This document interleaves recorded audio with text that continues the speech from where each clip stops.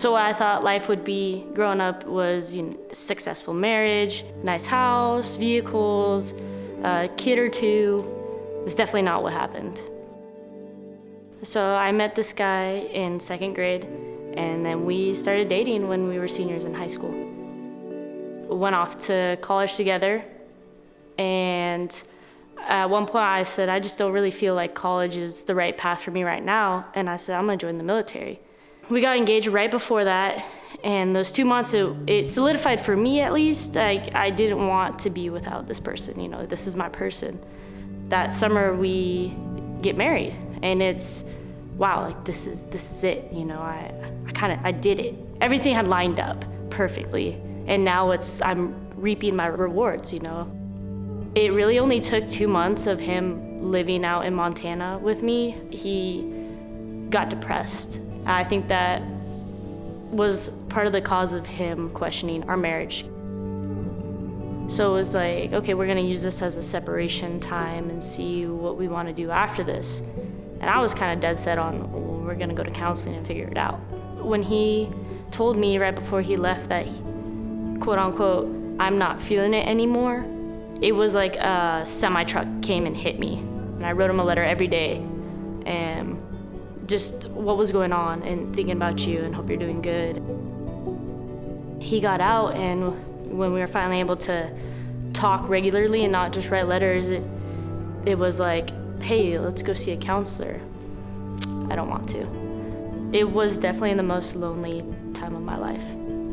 I didn't handle it very well. I did a lot of self-medicating to dampen the pain.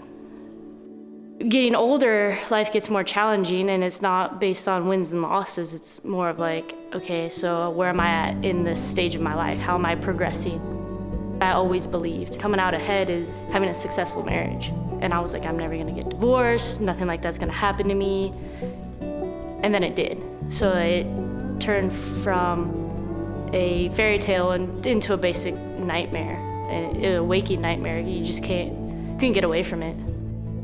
I was in the darkest hole that you can imagine for yourself, that you just don't see any light, because this person I had married, this man I thought was gonna be in my life forever, was the one, it was my person. I could go to him for anything. We were best friends growing up. I was like, I'm never gonna find anyone like this. Like, I felt unlovable. So I was like, you know what? I'm tired. So I went outside, and I had my gun, and I was like, it's kind of silly, because I was like, well, this house, I don't want to get it dirty. I don't want to have the people who come in to clean it, to have to scrub blood off the walls. So I was like, I'll do this outside. And I just sat there, and I waited, and I was, thinking of everything that led me up to this moment. And right before I pulled the trigger, I got a notification on my phone, and I hadn't talked to anyone since I got back.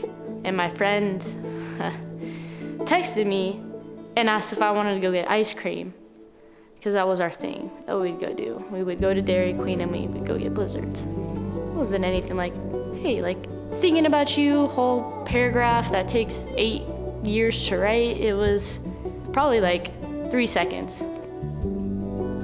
I wouldn't say completely out of the woods, but it was more of like, okay, well, I can go get ice cream and then, and then do it.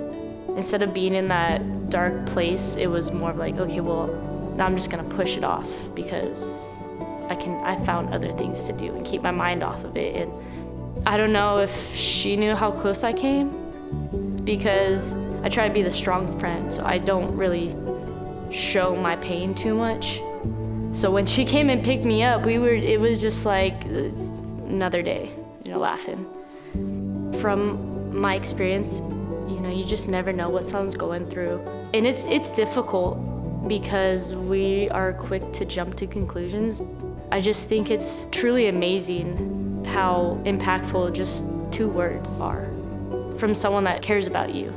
It just showed me maybe I can trust someone else. Maybe someone does care about me. I'm actually not alone. And I can maybe open up to this person and feel safe enough to share what I'm going through without any judgment at all.